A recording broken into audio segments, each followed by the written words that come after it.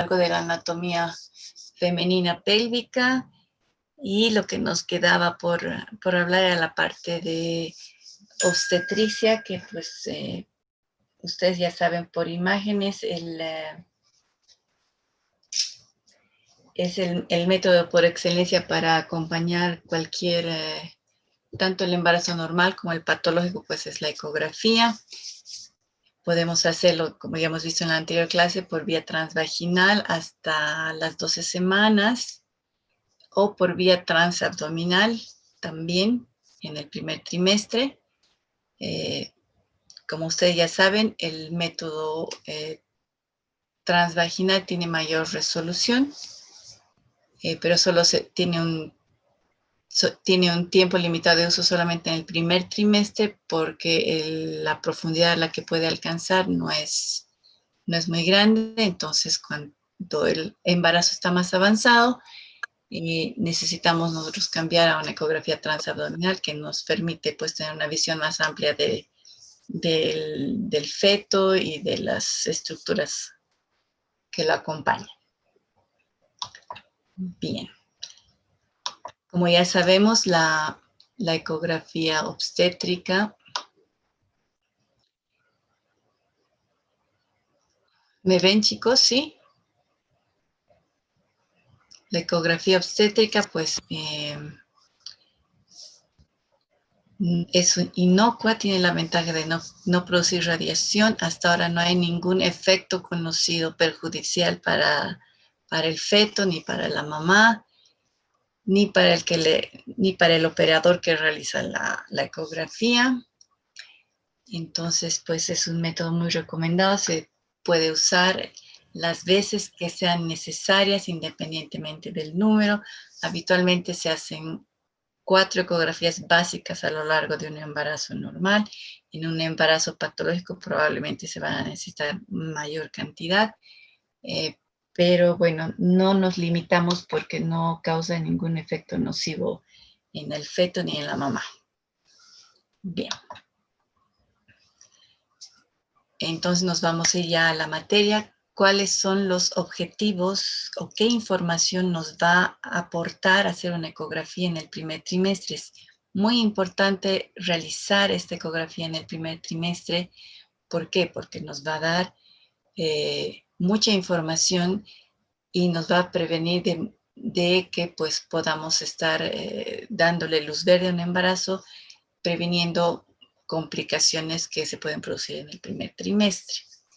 ¿Ya?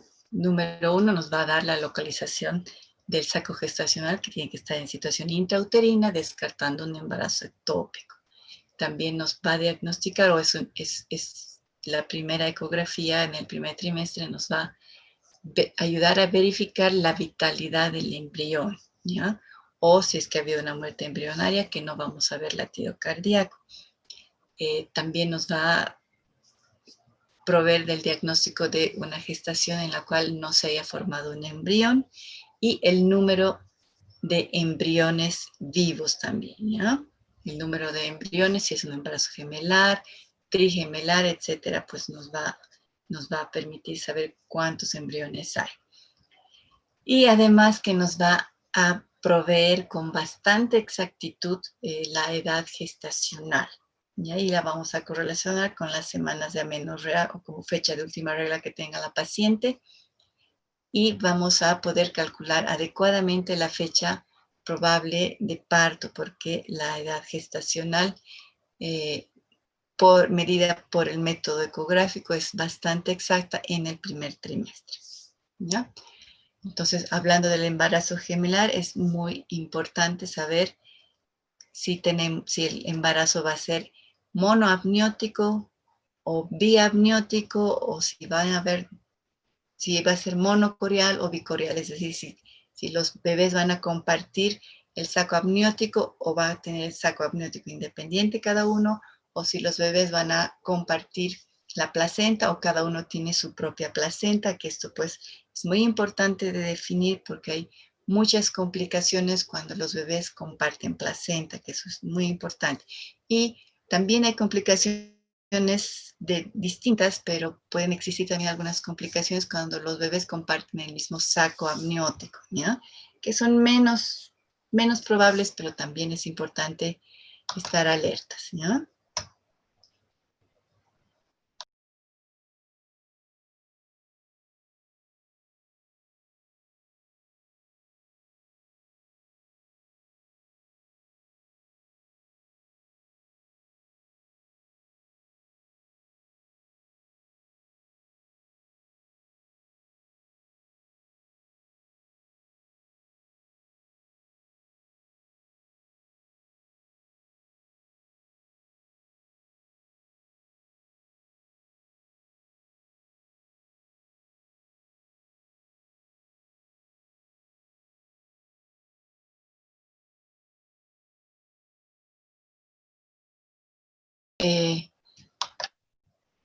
No he dicho nada nuevo que no decía la diapositiva, ¿no? Que por concepto el embarazo ectópico es un embarazo fuera de la cavidad endometrial. El 95% ocurre en las trompas de falopio. Sin embargo, puede ocurrir en cualquier parte de la cavidad abdominal. Puede localizarse el embarazo. ¿Qué más? Factores de riesgo, la enfermedad inflamatoria pélvica, personas portadoras de DIU, que tengan endometriosis o un embarazo ectópico previo también es un factor de riesgo. ¿Cuáles son los síntomas? La hemorragia uterina anormal. Ay, chicos, me estoy complicando con esto porque me tapa mi diapositiva. Ya. Y esto no sé por qué apareció. Les sale barras de tareas arriba, chicos. Yo estoy viendo unas barras de tarea que me cubren mi pantalla y por eso estoy molestándoles. Quiero omitir mis barras de tarea. Esto creo que es así ya. Ahora sí.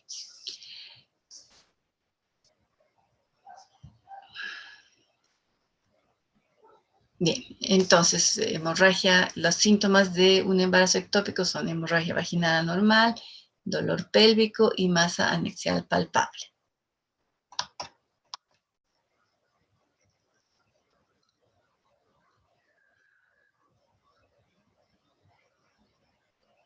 Entonces, ¿cómo hacemos el diagnóstico ecográfico? El diagnóstico ecográfico patognomónico nos lo da el que nosotros encontremos una imagen de un embrión vivo localizado en situación extrauterina fuera de la cavidad endometrial. Eso es lo patognomónico, que nos da un 100% de certeza. Sin embargo, eso podemos verlo en raras oportunidades. Lo que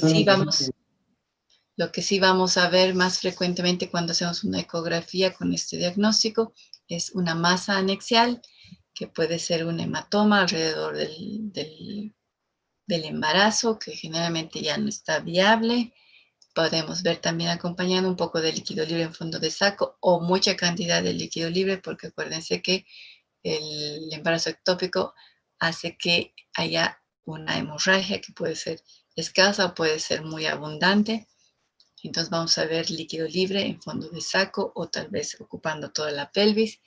Y también es importante tener en cuenta que no vamos a ver el embarazo dentro de la cavidad uterina y también tener en cuenta que pueden existir un embarazo simultáneo ectópico y otro en cavidad uterina. ¿Ya? Eso ocurre en forma muy infrecuente, pero hay que tener en cuenta eso. ¿Ya? ¿Cómo vamos a ver cómo se ve un embarazo ectópico? Bueno, aquí tenemos imágenes. Esta es una ecografía transvaginal. Este es el útero en corte longitudinal, fondo uterino. Esta línea más ecogénica es la cavidad uterina que se encuentra vacía. Por detrás del cuerpo uterino encontramos una imagen quística con una pared gruesa. ¿Ya? Esto es en un contexto clínico y laboratorial adecuado. Esto es un embarazo ectópico. ¿Ya? Ya no se ve embrión, pero pues generalmente no lo vemos, ¿ya? Si le ponemos Doppler color, vamos a poder encontrar vascularización en esta pared gruesa, que eso es muy es un signo muy importante también de ver en el embarazo ectópico. Esta es otra paciente, igual útero, esta vez en retroversión, el fondo uterino está a este lado, en la cavidad endometrial está llena por material hipoisoecogénico, que probablemente es hemático, y en otra área fuera de la cavidad uterina, en esta misma paciente, vemos una imagen quística de pared gruesa, y aquí sí vamos a poder ver, este es el saco vitelino, y aquí esta imagen aquí más pequeñita, redondita, que parece como la joya del anillo, Doctora, es el Están embrión. en las diapositivas, ¿Sí? doctora. doctora, Sí, no, dígame. no avanzaron las diapositivas, nos quedamos en la segunda diapositiva. En la segunda diapositiva. Ay. Ahora sí, doctora. Ahora sí, están viendo aquí tengo 3 fotografías, ¿sí? Sí, doctora. Ya, bueno, voy a volver a explicar. Esta es una ecografía, ambas son 2 pacientes distintos. eh, Ecografía transvaginal, el útero aquí en anteversión, fondo uterino, cavidad endometrial completamente vacía, por eso solo se ve un eco lineal. Y aquí en fondo de saco se va a ver una imagen quística de paredes gruesas. Este es el embarazo ectópico en situación extrauterina. No vemos embrión. En este otro paciente, el útero esta vez está en retroversión porque el fondo uterino está mirando para este lado, para la izquierda. Y vemos aquí la cavidad endometrial distendida por material hemático porque no es anicogénico, por lo tanto esto es sangre. Sabemos que los cambios en un embarazo ectópico hacen que también se desprenda cierta cantidad de endometrio y ese es uno de los síntomas, ¿no es cierto?, el sangrado anormal. Y en esta misma paciente en situación extrauterina vamos a ver el saco gestacional con su aspecto típico, tiene una pared gruesa que es el corion. Al centro está el componente quístico con el amnios y esta imagen redondita aquí, isoecogénica, medio gris, de ecogenicidad intermedia, es el embrión, ¿ya? A veces no se ve el latido, pero esta imagen del saco amniótico es muy patognomónica del aspecto que tiene un embarazo en las primeras semanas, ¿ya?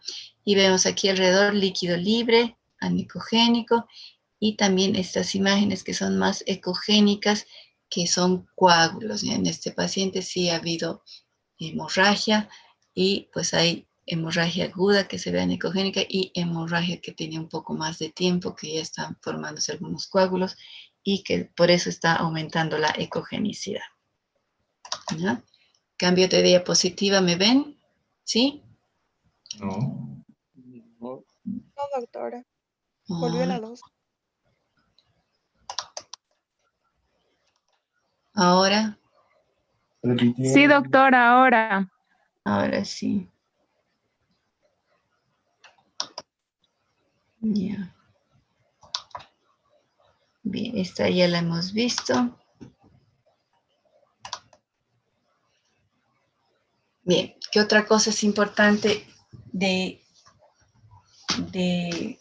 respecto a la información que nos aporta la ecografía del primer trimestre? Pues es el cálculo de la edad embrionaria y para poder calcular adecuadamente la fecha probable de parto. Acuérdense que la fecha probable de parto es muy importante de saberla, de tenerla en cuenta, porque podemos tener bebés prematuros que nos van a producir pues muchas emergencias al momento de que si no estamos esperando a un bebé prematuro para darle soporte básico de vida, ¿ya? Entonces es importante tener muy clara la fecha de la última regla y ver si está concordante con la edad gestacional real que nos la aporta pues la ecografía del primer trimestre.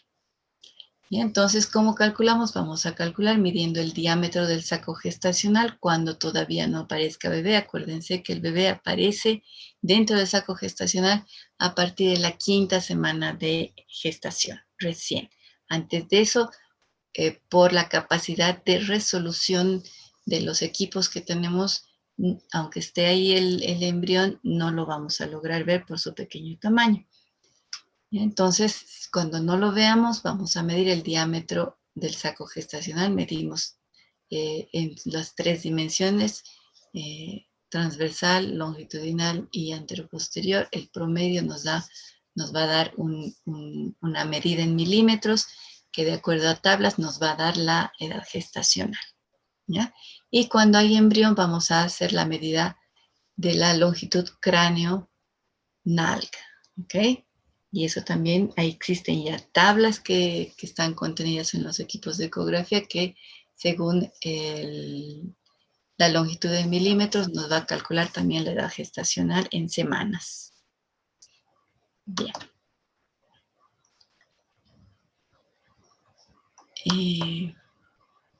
Perdón. Entonces, como les había dicho, recién a las 5 semanas de edad gestacional vamos a lograr ver el embrión.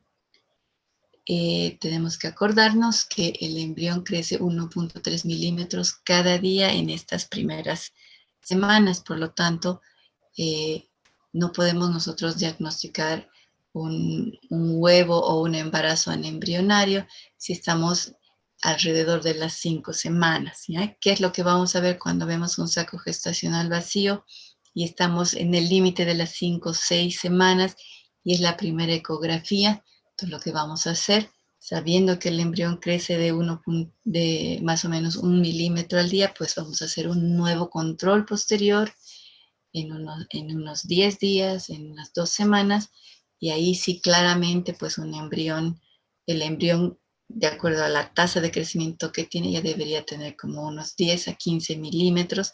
Por lo tanto, eso es imposible que no logremos verlo con ecografía, no importa si es por vía transvaginal o por vía transabdominal, ¿ya?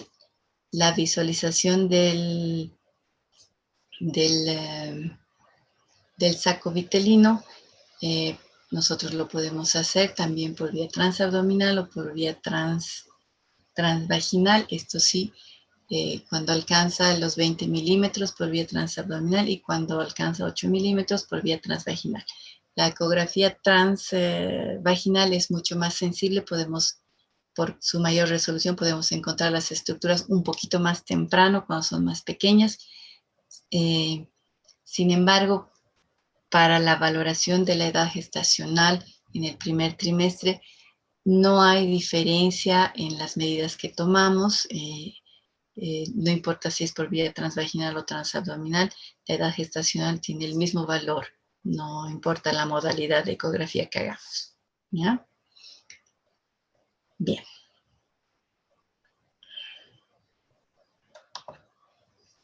Otra cosa que es importante de verificar en la ecografía del primer trimestre es la vitalidad del embrión a partir de las 7 semanas por vía transabdominal o cuando ya mide 9 milímetros de longitud cráneo-nalga el embrión, ya vamos a tener que sí o sí ver actividad cardíaca. Por vía transvaginal la podemos detectar a partir de que la longitud cráneo-nalga del embrión alcanza los 5 milímetros. Es muy raro que nosotros cuando hacemos una ecografía veamos el embrión y no veamos latido cardíaco, pero puede ocurrir cuando estamos en estos días limítrofes de que recién ha alcanzado los 5 milímetros o recién ha alcanzado los 9 milímetros, entonces hay que tener en cuenta todas estas variables según qué método usamos para no decir que es un aborto temprano, ¿no es cierto? O una muerte embrionaria temprana. Tenemos que ser muy cuidadosos en eso porque pues podemos nosotros equivocarnos con bastante facilidad respecto a la vitalidad y a la presencia del latido cardíaco. Por lo tanto, pues es muy importante pues hacer una nueva ecografía si es que no hay ningún otro síntoma de alarma en la paciente y ser muy prudentes en este diagnóstico, ¿ya? Bien, otra cosa importante que nos aporta la ecografía del primer trimestre es la cantidad de embriones que tenemos y es importante, como ya les dije hace un rato, ver el número de sacos amnióticos y el número de placentas. En el 80% de los embarazos gemelares, son bicoriales, o sea, 2 placentas, y biamnióticas, 2 sacos gestacionales. Por lo tanto, ¿cuál es la importancia? Pues la aumentada mortalidad cuando los embarazos gemelares comparten saco gestacional y comparten placenta, ¿no? Que son los menos, ¿no? En un 2% a 3% de frecuencia, ¿ya? ¿Cómo vamos a diagnosticar la corionicidad? ¿Qué quiere decir la corionicidad del número de placentas? Con el signo ecográfico del delta que les voy a enseñar enseguida. Entonces, en el embarazo biamniótico, como es en este caso, vamos a ver claramente 2 sacos gestacionales separados por una membrana, ¿no es cierto? En este caso, esta es una membrana delgada y son los 2 sacos amnióticos adosados uno al otro, ¿no es cierto? Y en este otro caso, y vamos a ver aquí el signo del delta, aquí vemos una imagen triangular que se está insinuando entre estas 2 membranas amnióticas y que está rellenando aquí este espacio, ¿ya? Toda esta imagen aquí que parece como una media luna, que es más ecogénica, es el polo placentario, y como vemos aquí, está insinuándose aquí. Pareciera que aquí pues fuera una sola placenta, pero nosotros vemos que también hay tejido corial insinuándose en medio de estas 2 membranas. Por lo tanto, aquí hay dos placentas, va a haber 2 placentas, ¿ya? En este se ve, este es un embarazo un poco más temprano porque aquí se ve solamente un pequeño botón embrionario, y vamos a ver lo mismo. Las membranas amnióticas son muy delgadas y el saco corial es grueso. Esto se va a originar las placentas, y vemos como aquí hay 2 sacos coriales o 2 membranas coriales superpuestas, y este tabique que separa las 2 cavidades amnióticas es grueso, igual que en este caso, ¿ya? En el embarazo, en que sí van a compartir placenta, nosotros en este caso no van a compartir el saco amniótico. Aquí vemos una membrana muy fina que es el adosamiento solamente de las membranas amnióticas, y no vamos a ver el signo del delta, esta imagen aquí triangular que se ve aquí rellena de tejido corial, y solamente vamos a ver las membranas amnióticas, y el signo del delta ausente nos está diciendo que aquí sí estos 2 bebés están compartiendo la placenta. ¿Qué otra cosa podemos ver durante el primer trimestre y la primera semana del segundo trimestre? Vamos a ver marcadores que nos van a alertar respecto a que exista alta probabilidad de anomalías cromosómicas o cardíacas en el embrión. Esta ecografía, para valorar estos marcadores, solamente se puede realizar, o estos marcadores presentes solamente van a tener valor diagnóstico y pronóstico cuando la ecografía se realice entre la semana 11 a 14 de la edad gestacional. Por eso también es importante saber la edad gestacional para poder hacer en el tiempo adecuado esta ecografía, que es una ecografía adicional a las que hacemos habitualmente, para precisamente averiguar si existe algún riesgo de alteración cromosómica o cardíaca en el embrión. ¿Cuáles son los signos que nosotros vamos a valorar? Son la presencia de una translucencia nucal engrosada, que quiere decir a nivel del aspecto dorsal del cuello, en la porción posterior. Acuérdense, este es el polo cefálico, Este es el aspecto de la carita del embrión. Tiene aquí lo que van a ser los piecitos y las piernitas y las manitos. Y este es el folo caudal. En la parte dorsal del embrión, a nivel de lo que va a ser el cuello, podemos ver aquí un engrosamiento del pliegue cutáneo, que es patológico, lo normal. Aquí vemos otro embrión. Esta es la parte ecogénica del macizo facial. Y vamos a ver también el mismo pliegue aquí de la piel, que es de mucho menor espesor. El máximo al que puede llegar este pliegue nucal es de 3 milímetros. Si se encuentra más de 3 milímetros, pues es ya un marcador de la presencia de una alteración cromosómica que nos va a determinar que pues en un 80-85% de los casos, pues sí, este bebé va a ser portador de una anomalía cromosómica. En general, pues el síndrome de Down es el que es el más frecuente.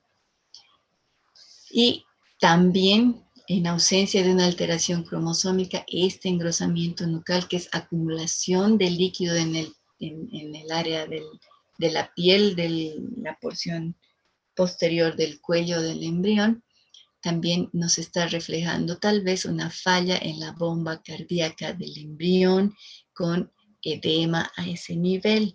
Entonces, por lo tanto, pueden ser cualquiera de las dos cosas o finalmente las dos cosas simultáneamente. Una malformación cardíaca que esté produciendo edema en el embrión o bien un síndrome de Down o bien las dos cosas. Acuérdense que en los portadores de síndrome de Down existe un 50% de posibilidad de que exista una malformación cardíaca concomitante, o sea que es muy importante la valoración de este marcador en esta edad del embarazo. ¿Qué otra cosa también es otro marcador de cromosomopatía en esta etapa del embarazo? El ver la formación del hueso nasal.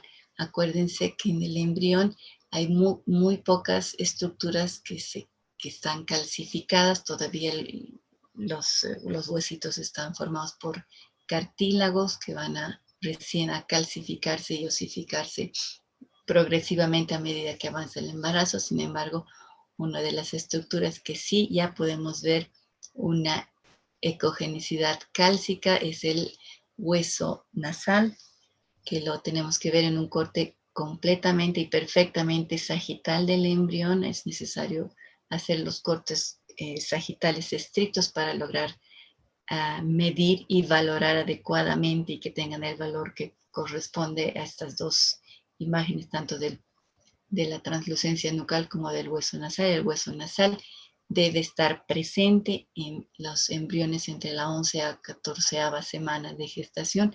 Si está ausente, también se lo toma en cuenta como un signo o como un marcador de cromosomopatía positivo y pues habrá que tomar las previsiones necesarias, hacer otro tipo de evaluaciones complementarias para verificar y confirmar estas patologías.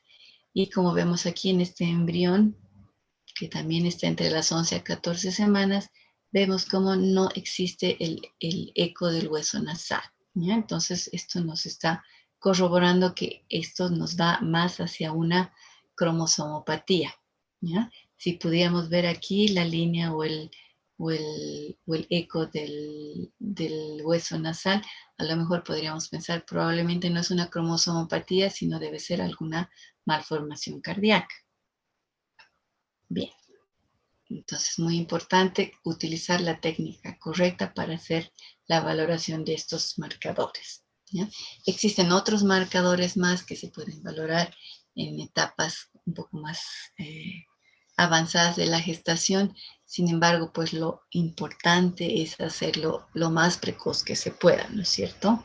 A medida que avanza la gestación, las características de los fetos que tienen cromosomopatías, pues sí pueden verse por ecografía, pueden diagnosticarse. Sin embargo, esta es la etapa en que es más relevante hacer para tomar cierto tipo de decisiones y conductas, ¿no?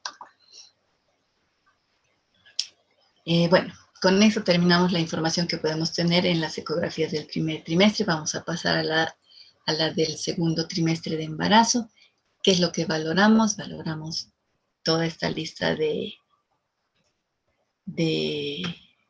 información, que es importante que ustedes la sepan para el momento en que recepcionen ustedes un informe, pues verifiquen que todas estas cosas estén consignadas. Yo a los residentes de ginecología y obstetricia en el seguro universitario, cuando me piden una ecografía, les digo, a ver qué cosa quieres saber, ¿no? Y tienen que decirme y justificarme por qué estamos haciendo una ecografía, ¿no es cierto? Si quiero saber edad gestacional, probablemente el segundo trimestre o el tercer trimestre para confirmar la edad gestacional no me sirva, ¿no? Entonces yo les voy a decir, no podemos hacer esto, tienes que buscar la ecografía del primer trimestre si quieres estar segura de la edad gestacional, ¿no? Entonces hay muchas cosas que solamente se pueden valorar en el primer trimestre. Por ejemplo, eso de la corionicidad y la amnionicidad en el embarazo más avanzado es muy difícil de valorar y muy complicado, y sin embargo es tan importante para definir al momento del parto y también la vigilancia a lo largo del embarazo por el alto riesgo que tienen los que comparten una sola placenta. Bien, entonces con la biometría vamos a lograr nosotros verificar el crecimiento adecuado fetal, ¿no? Si tenemos una ecografía de primer trimestre que nos está diciendo la edad gestacional, nosotros vamos a corroborar que esté creciendo adecuadamente en el segundo trimestre. Vamos a también, ya podemos nosotros calcular el peso fetal haciendo medidas a nivel de la anatomía de las distintas partes anatómicas del feto, que nos van a calcular también estas mismas medidas, el peso fetal, ¿ya? Y también la edad gestacional, para ver si está concordante o no. Estas medidas las hacemos a nivel de la cabeza, en un corte completamente axial, a nivel del abdomen y midiendo también la longitud del fémur, ¿ya? Todas estas medidas tienen que ser hechas y realizadas en planos adecuados, porque si no nos va a variar. Acuérdense que en base a estas medidas la máquina con los programas que tiene va a hacer los cálculos. Por lo tanto, si están mal medidas, si están mal hechas las medidas, también va a estar mala el cálculo de la edad gestacional y del peso. Por lo tanto, tiene que hacerlo alguien que esté adecuadamente capacitado, adecuadamente entrenado para realizar estos cortes. Acuérdense que a los bebés no les podemos decir que se queden quietos, que cambien de posición. Nosotros tenemos que buscar las maneras de lograr los cortes adecuados. Los bebés se mueven o no se mueven cuando queremos, están en posiciones completamente inverosímiles que ni les cuento. O sea que a veces no es tan fácil hacerlo y hay que tener bastante experiencia para lograr los cortes adecuados. Incluso a veces nosotros lo hacemos en 2 sesiones porque en la sesión actual no logramos los cortes adecuados. Le decimos a la mamá, vaya a pasear, tómese una bebida muy dulce para que el bebé se mueva y a ver si así cambia de posición y logramos unas mejores medidas, ¿no? Bien. ¿Qué más tenemos que valorar? También vamos a valorar, y es muy importante, la anatomía fetal con la ecografía. Nosotros actualmente las máquinas modernas que tenemos de ecografía tienen una resolución muy buena y pues logramos un detalle bastante exquisito de toda la anatomía interna fetal. Recordarles que existen ahora muy de moda está la ecografía 3D, que es la ecografía que le da el volumen. Acuérdense que la ecografía 3D solamente valora la superficie del volumen fetal. Todo lo que está por encima de la piel lo vamos a ver. Sin embargo, las estructuras internas, que es lo más importante de ver en la anatomía fetal, no lo valora la ecografía 3D. la ecografía clásica, que es la en modo B o en 2 dimensiones o 2D o en escala de grises, esa es la que nos va a dar el detalle anatómico, ¿ya? O sea que no necesitamos hacer un 3D para anatomía fetal, simplemente eso, yo les explico a las pacientes, eso nos encarece el estudio, pero no nos da la información relevante que nosotros necesitamos al momento de valorar anatomía fetal. En la cabeza, ¿qué es lo que vamos a valorar? La cara, las órbitas. Este es un perfil, ahí está el hueso nasal también, un embarazo más avanzado. Vamos a ver también el hueso del paladar, el hueso de la mandíbula, ¿no? El contorno del perfil, que para ver si es un perfil patológico o es un perfil normal, ¿no es cierto? Vamos a ver las órbitas, su contenido, el tamaño de los globos oculares, si hay hipotelorismo, hipertelorismo, también lo podemos medir. Hay medidas para todos, chicos. Vamos a valorar, este es un corte muy bonito, en el cual vamos a poder ver la nariz, la integridad de los orificios nasales y la integridad del labio superior. ¿Ven aquí la carita del bebé? ¿Se logra adivinar, chicos?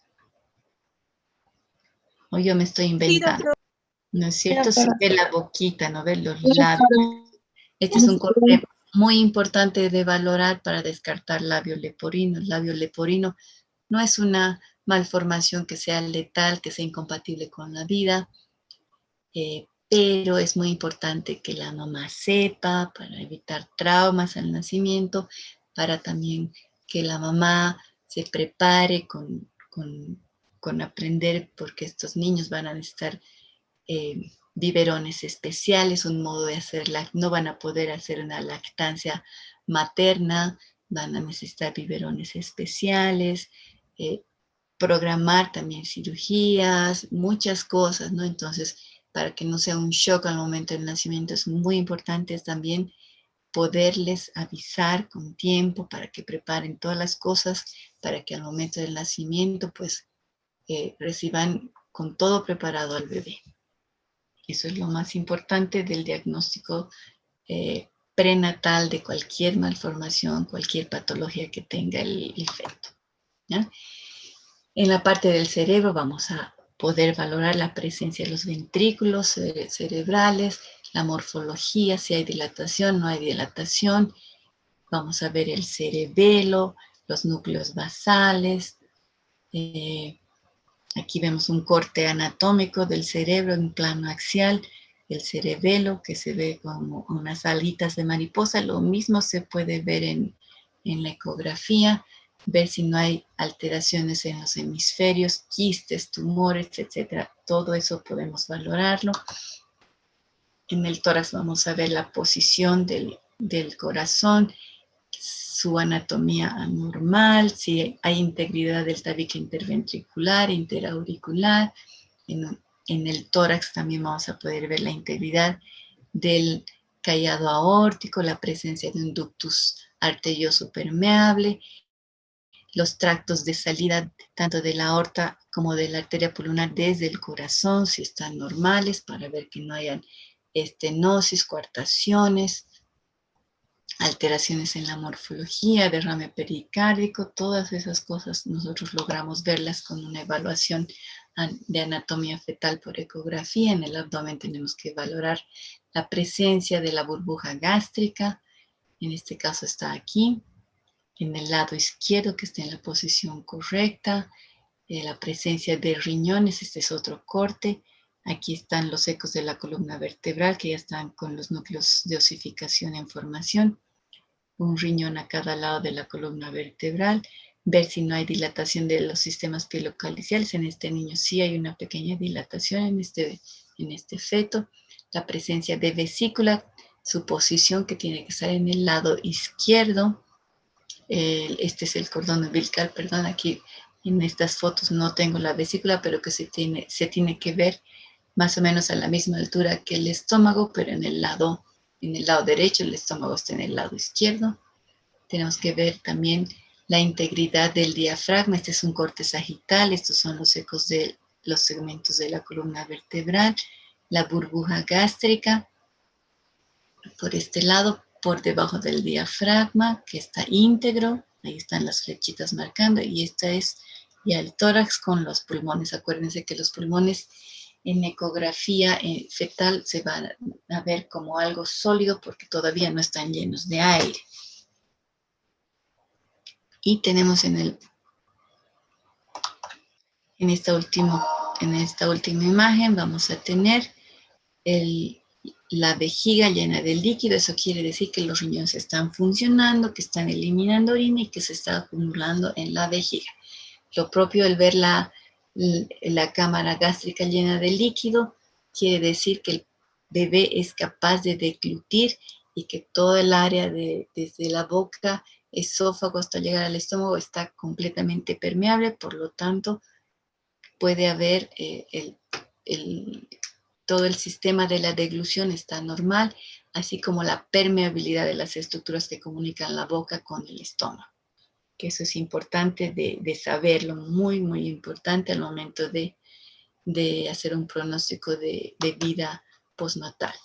Y también vamos a valorar las extremidades, así como la columna vertebral, todos los segmentos, la integridad, que no hayan malformaciones del tubo neural.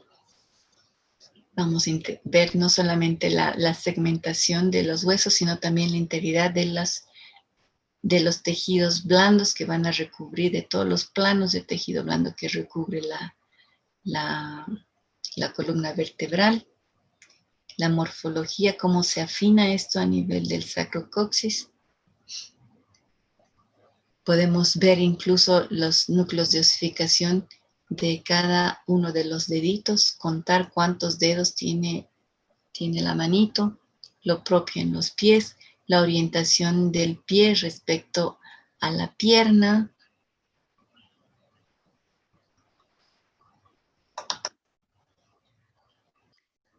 Podemos valorar también el sexo del feto. Aquí podemos ver cómo estamos en un corte transversal. A nivel de la pelvis vemos la burbuja de la vejiga llena de líquido y hacia anterior vemos el pene. Aquí en las bolsas escrotales podemos ver los dos testículos que ya están descendidos ya en su lugar habitual dentro de la bolsa escrotal. Hay un poquito de hidrocele que es normal en los bebés y en la etapa fetal también. Y aquí vemos, este es otro corte, este es un corte coronal de la pelvis. Aquí está un hueso ilíaco y el eco del otro hueso ilíaco. Y vemos aquí, estas son las nalguitas. Y entre medio vemos esta imagen aquí que parece como una pequeña,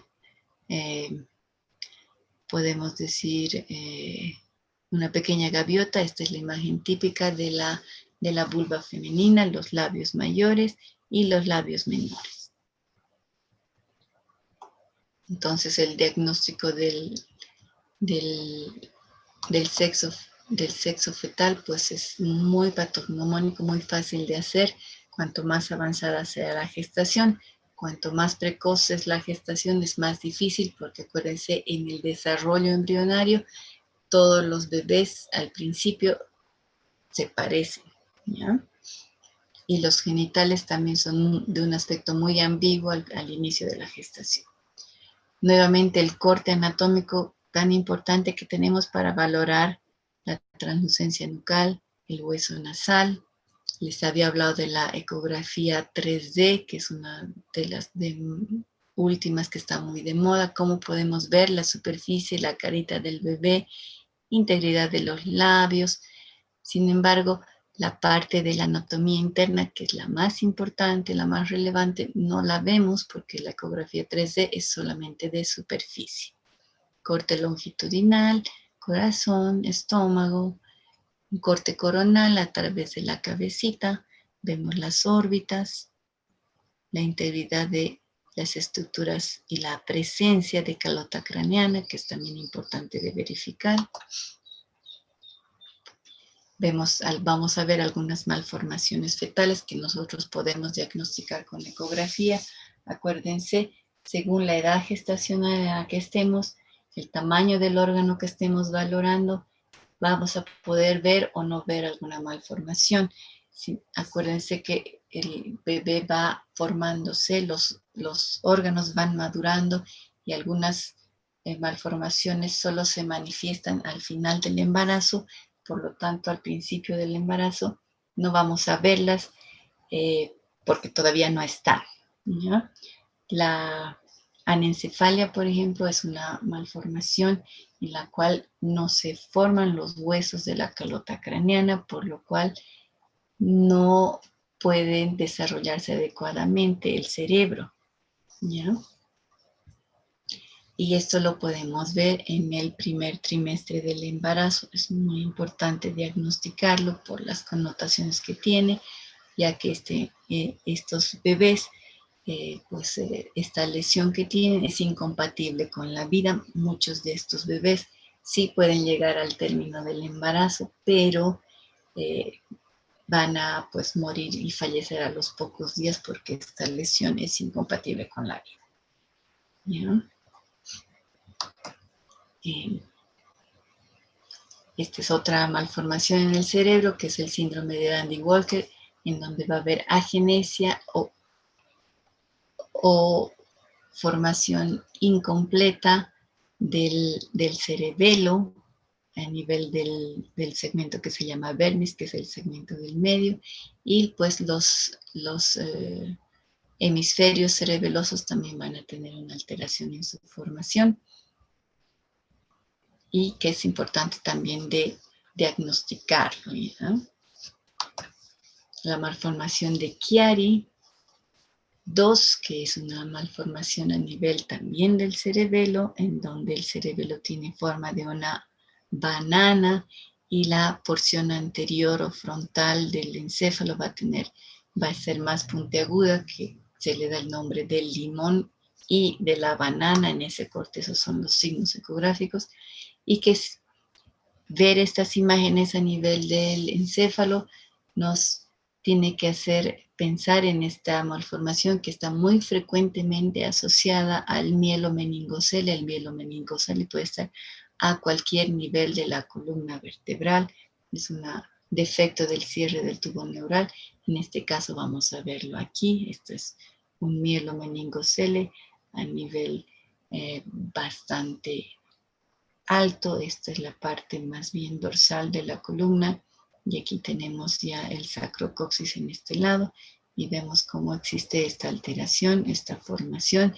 Este bebé tenemos que planificar un parto por cesárea, porque acuérdense que aquí pueden haber estructuras neurales pegadas o que formen parte de la médula, y si esto se hace por parto vaginal, puede lesionar toda esta parte.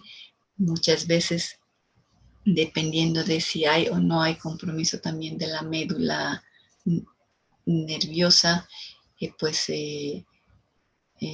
estos pueden operar y pueden tener una vida y una movilidad de las piernitas relativamente normal.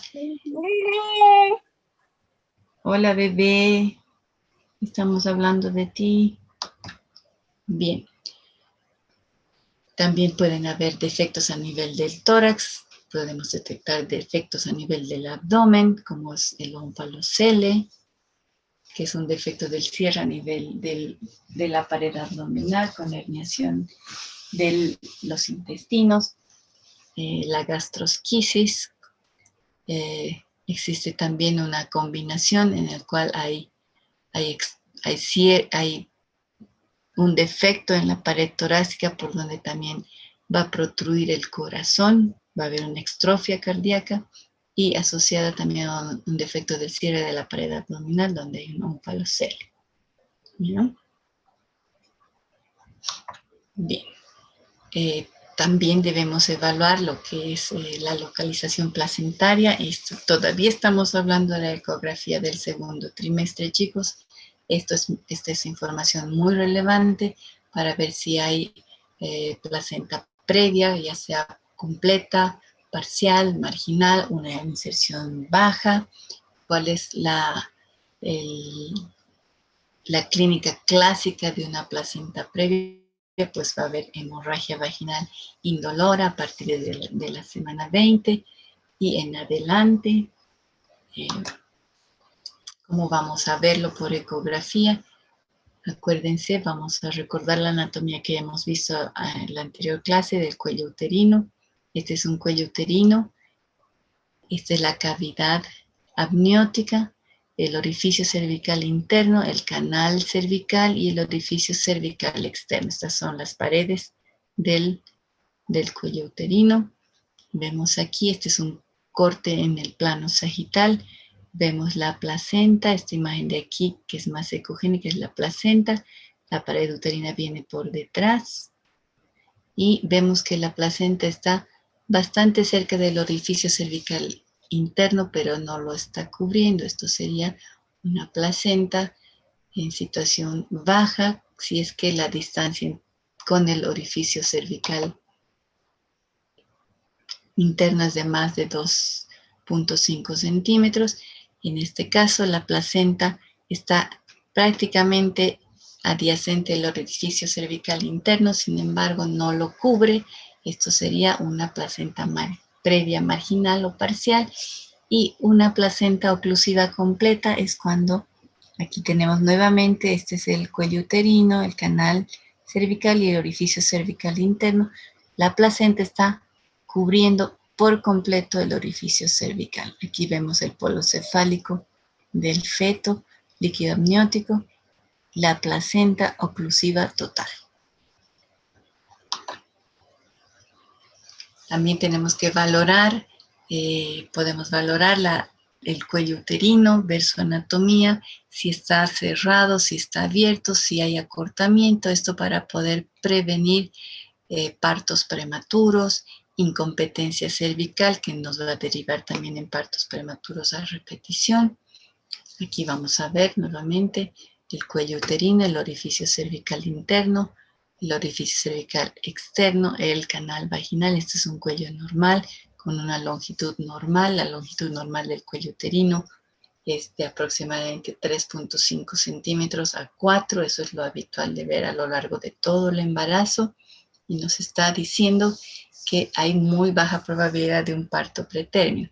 Cuando vemos que existe acortamiento del cuello o dilatación del orificio cervical interno, aquí el orificio cervical interno está a este nivel, con herniación de la membrana amniótica, pues nos está hablando pues de que existen ya procesos de dilatación del cuello que nos van a derivar consecuentemente en un parto prematuro, ¿ya? Vemos aquí otra imagen de herniación a través de un orificio cervical interno que ya está dilatado, y también parte del canal que está dilatado y la membrana amniótica y el líquido amniótico protruyendo hacia el canal, con un cuello uterino muy corto.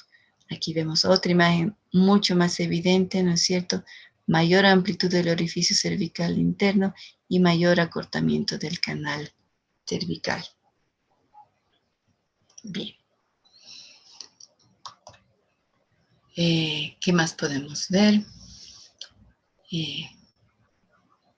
Tenemos que ver que podemos nosotros tomar medidas preventivas, ¿no es cierto?, para tratar de evitar un parto pretérmino o aguantarlo hasta el último. Tenemos que ver también, importante, la cantidad de líquido amniótico que existe. Proporcionalmente, pues en cada uno de los trimestres va a variar la proporción o el volumen de líquido amniótico respecto al volumen que va a ocupar el embrión o el feto. Generalmente en el primer trimestre hay mayor cantidad de líquido amniótico y el volumen que ocupa el embrión es prácticamente mínimo, eso es lo habitual. En el primer trimestre, por ejemplo, esta es la cantidad normal, la proporción habitual entre la cantidad de líquido amniótico y el embrión. Y también en el primer trimestre puede darse la disminución patológica del líquido amniótico. Y miren cómo esta proporción va a variar. El embrión está ocupando el mayor volumen en el saco, siendo que hay poca cantidad. Esto es un signo ominoso que nos va a pronosticar pues probablemente una pérdida muy temprana embrionaria. y no es compatible con una progresión habitual de un embarazo. El exceso de líquido amniótico lo denominamos polihidrapnios y esto lo vamos a valorar en general pues en las segundo y tercer trimestre de embarazo, midiendo el diámetro que exista del líquido, ¿ya? Midiendo en milímetros esto, ¿ya?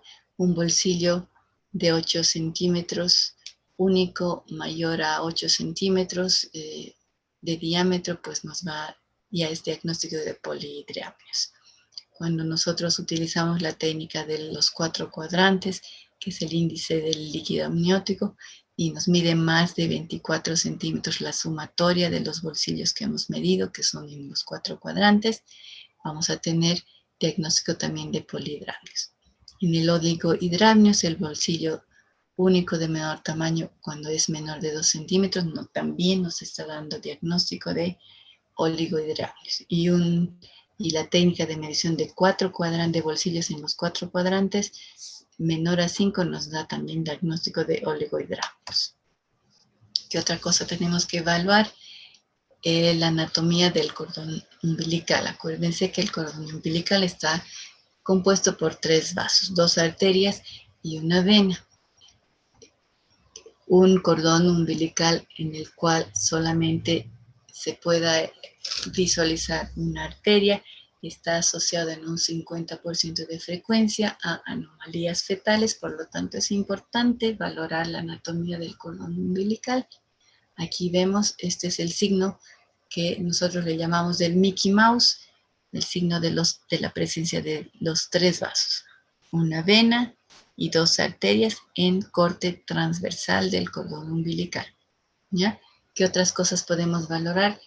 La posición del cordón umbilical, cuando se encuentra alrededor del cuello, cuando hay nudos en el cordón que pueden alterar la llegada de sangre o salida de sangre también del bebé hacia la placenta o de la placenta hacia el bebé.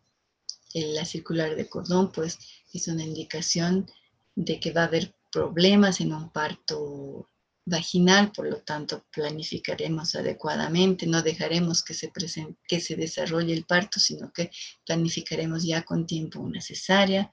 Es una información muy relevante que tenemos que nosotros dar al médico tratante. Y luego vamos a tener la valoración del embarazo de riesgo. En el embarazo de riesgo, como es la restricción del crecimiento intrauterino, la enfermedad hipertensiva del embarazo, la diabetes gestacional y el embarazo gemelar, son las 4 cosas que son más importantes de los embarazos que los calificamos o los cualificamos a los embarazos como embarazos de riesgo y que tenemos que hacer un seguimiento más estricto, más cercano del embarazo para prevenir complicaciones mayores, decidir cuándo es el momento adecuado para sacar al bebé, para terminar el embarazo. Todas esas cosas las podemos ir siguiendo con ecografía, como les dije, las veces que sean necesarias. Y podemos hacer además en estos embarazos de riesgo algo más que son las evaluaciones Doppler para determinar el bienestar fetal intrauterino, ¿ya? La velocimetría Doppler nos permite valorar tanto la morfología de onda como las velocidades de onda de algunos de las estructuras vasculares fetales, como por ejemplo el ductus venoso, la arteria cerebral media. También podemos valorar estructuras extrafetales como son la arteria umbilical y las arterias uterinas. Las alteraciones en las velocidades o en la morfología de onda en estas estructuras vasculares pues nos van a ayudar a definir cuándo el bebé ya no está bien dentro del útero y es necesario terminar el embarazo, ¿no? Es una técnica muy buena que nos ayuda mucho, pero solamente cuando existe un embarazo patológico. En el embarazo normal, cuando no hay factores de riesgo, hacer una velocimetría Doppler no nos previene ni nos predice de ninguna complicación, ¿ya? Eso es importante para que ustedes sepan cuándo está indicado hacer un Doppler fetal, un Doppler obstétrico. El perfil biofísico es otro método por el cual también nosotros vamos a poder evaluar el bienestar fetal cuando tengamos nosotros embarazos de riesgo, en los cuales no contemos con la máquina que pueda hacer Doppler o con el personal que esté capacitado para hacer Doppler fetal, pues vamos a también poder utilizar el perfil biofísico que se puede hacer con los ecógrafos comunes y corrientes, y vamos a valorar si existen movimientos fetales activos, movimientos respiratorios espontáneos en el feto. Vamos a poder valorar también perfectamente la frecuencia y ritmo cardíaco fetal y valorar también la cantidad de líquido amniótico, si es normal o no. Cada uno de estos 4 parámetros que les he mencionado, chicos, vamos a asignarle un puntaje del 0 al 2. 0 cuando sea completamente patológico o esté ausente, y cuando esté disminuido va a ser 1, y cuando esté normal va a ser 2. Por lo tanto, un perfil biofísico que acumule 8 puntos es normal y el feto está completamente bien. Y un perfil biofísico por debajo de 6 puntos ya nos está alertando que algo está pasando con el bebé. Y tendremos que buscar alguna otra forma de valorar mejor y tal vez sí dirigidamente pues hacer un Doppler o alguna otra cosa más, buscar factores de riesgo en la mamá o que algo esté pasando, ¿no? Definitivamente nos alerta el perfil biofísico sin necesidad de hacer una velocimetría Doppler. No se logra ver muy bien esta diapositiva, pero es como un diagrama de flujo que nos va a permitir separar los grupos de alto riesgo de los de bajo riesgo durante el embarazo, ¿ya? Los embarazos según la historia clínica, el examen físico, vamos a detectar los factores de riesgo que les he mencionado al principio, ¿no es cierto? Embarazo gemelar, restricción del crecimiento fetal, diabetes gestacional, enfermedad hipertensiva del embarazo, embarazos gemelares, esos ya son grupos de alto riesgo, ¿no es cierto? Entonces, ¿a quiénes vamos a hacer Doppler? Vamos a hacerlo a los de alto riesgo, ¿no? Entonces vamos a hacer Doppler umbilical y velocimetría Doppler también de las arterias uterinas a las 24 semanas. Si no está alterado, vamos a continuar con el embarazo. Si está alterado, vamos a verificar cuán alterado está para definir ya cuándo va a ser el momento del parto, si tenemos que adelantarlo o si podemos irlo atrasando hasta lo más que se pueda. ¿Ya? Bien. Eso es lo que dice el diagrama de flujo, sin embargo no se logra ver bien. Entonces solamente el recordatorio, ¿no es cierto?, de para qué nosotros vamos a solicitar las ecografías, qué información nos va a brindar cada ecografía en cada trimestre y qué es lo que tenemos que esperar que el radiólogo consigne en estas ecografías y que no debemos para verificar la calidad del estudio que se le haya hecho a nuestro paciente. Esto es el resumen de todo lo que hemos hablado ahora, chicos, y cada cosa es importante, ¿no? Remarcar que en la ecografía del segundo y tercer trimestre la valoración es prácticamente, son las mismas cosas que valoramos y nos ayuda mucho a verificar que el bebé esté creciendo adecuadamente, aumentando de peso, aumentando sus diámetros Y a lo largo del embarazo, acuérdense que hay cosas que en el primer trimestre, porque son muy pequeñitas o todavía no han terminado de formarse, no las vamos a ver en relación al diagnóstico de malformaciones fetales, y que a medida de que va madurando y va creciendo los órganos, sí vamos a poder verlo después, ¿no? Y hay cosas que con ecografía simplemente no podemos valorar, como son las malformaciones del oído. ¿Por qué no podemos verlas?